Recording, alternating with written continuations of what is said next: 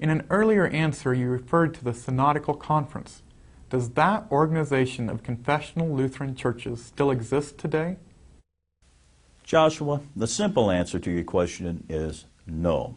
The Synodical Conference ceased to exist as a distinct body in the 1960s.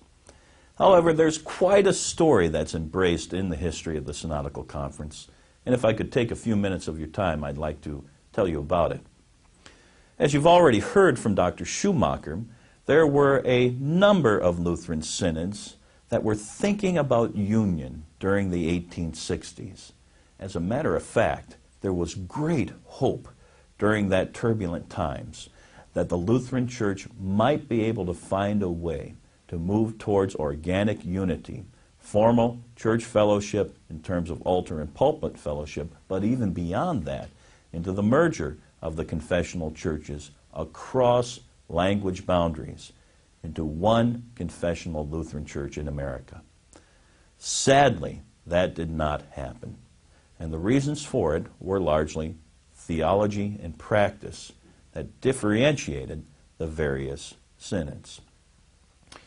You've heard that the General Council was formed in 1867 at a meeting in Fort Wayne, Indiana, and that this particular church body became a clearinghouse, if you will, for confessional Lutherans of historic background. What I mean by that is simply this. Some of the older Lutheran synods had begun to move towards a distinctively confessional position. The New York Synod, the Pennsylvania Ministerium, the Pittsburgh Synod, and many others as well. The idea of the General Council was to draw all confessional Lutherans together into one confessional church body. However, this was not realizable in the end, sadly to say. The reasons being that there remained within and among the various synods differences of theology and practice. In 1868, the Ohio Synod posed a question, actually a series of 4 points, to the General Council, asking it to expand on these points and answer clearly what its theology and practice was. Those 4 points were as follows. First, what is the position of this particular church body on secret societies, lodge membership? Second, what is the position of this church body on Chiliasm or millennialism?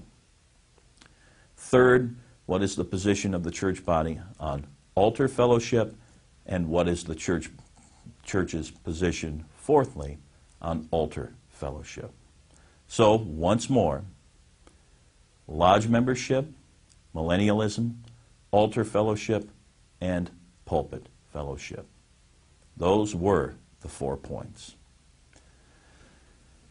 The response of the General Council was somewhat vague, allowing for a variety of opinions and a variety of practices in respect to these 4 particular points.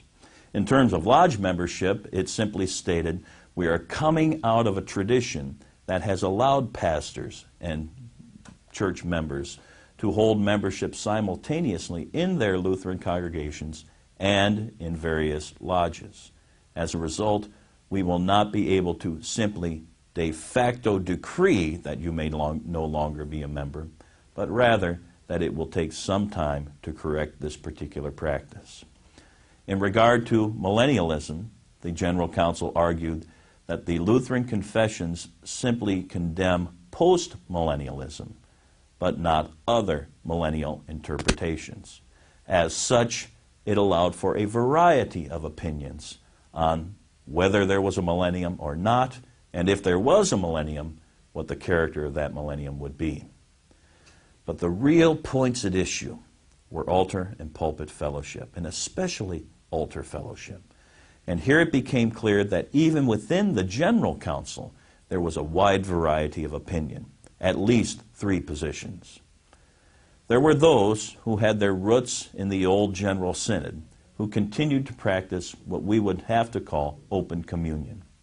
In fact, in the liturgies of the old General Synod, a general call to communion was offered to all Christians at every celebration of the Lord's Supper. confessional boundaries were not recognized. Simply, if one was a Christian, then one was admitted. On the other extreme, there were those who argued for closed communion, those who said only Lutherans should participate in the Lord's Supper at a Lutheran altar. And then a larger group in the middle argued for what they called discriminate communion.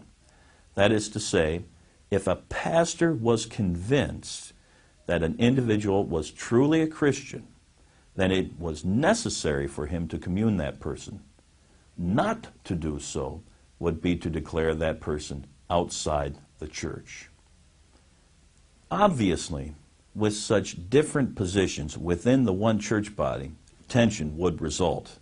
And ironically enough, the Ohio Synod's posing of this question really served to show the wide difference of opinion that existed within the General Council. Now, the General Council knew that there were differences of opinion. What they had perhaps underestimated was just how deep these differences ran. They had started their church with the proposal that we know that there are differences and that these differences remain, but what we will do is proclaim our agreement in confessional position and work out the differences as time goes by.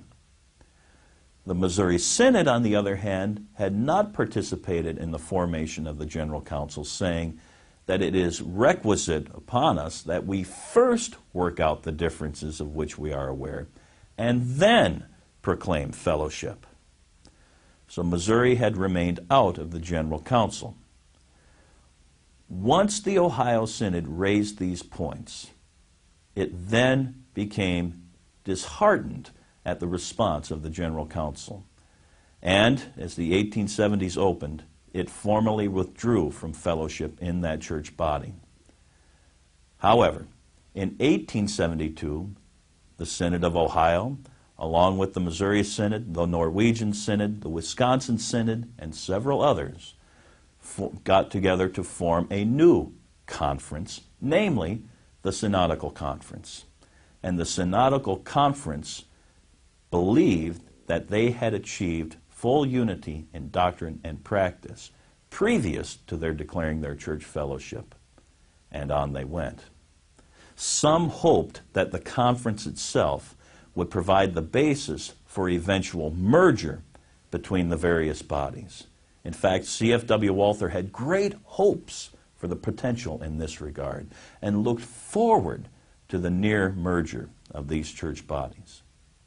Sadly, that was not to be either, for in the late 1870s, this church body was rocked by the predestination controversy, the results being division between the members of the Synodical Conference and ongoing difficulties in achieving Lutheran union. The long and short of it is this, that in the wake of the predestination controversy, the Synodical Conference ultimately would have 4 members, particularly once we get past the year 1920. Those 4 members would be the Missouri Synod, the Wisconsin Synod, the Evangelical Lutheran Synod, and the Slovak Synod. These groups remained in pulpit and altar fellowship throughout the middle part of the 20th century, from 1920 until 1963. Yet, even within their midst, controversies began to arise. And as the 30s and 40s progressed, consternation was expressed by the Wisconsin Synod and the Evangelical Lutheran Synod over against the Missouri Synod's continued attempts at achieving union with the American Lutheran Church, the ALC. At issue were some basic things. Prayer fellowship. That is to say, is it appropriate for Christians to pray with one another, even if they are not in full agreement in doctrine and practice? Chaplaincy work. The Wisconsin Synod believed very strongly that chaplaincy work led to unionism. The participation of members of congregations in the Boy Scouts, again, a unionistic concern among the Wells. And other issues as well. Again, the story, long and short of it, is this. As these issues came more and more to the forefront, and as tensions rose amongst the members of the Synodical Conference, first the ELS suspended fellowship with the Missouri Synod, though it did not formally leave the Synodical Conference. That happened in 1955. A flurry of activity resulted as the various synods tried to work out their differences, a series of 4 position papers on fellowship being articulated. But finally, the ELS and the WELS were convinced that Missouri had gone too far. And in their respective conventions in the year 1963, they both withdrew from fellowship in the Synodical Conference. That left 2 bodies in the Synodical Conference, the Missouri Synod and the Slovak Synod. Despite hopes expressed by leaders of the Missouri Synod that this would open a new era in the Synodical Conference, it quickly proved not to be.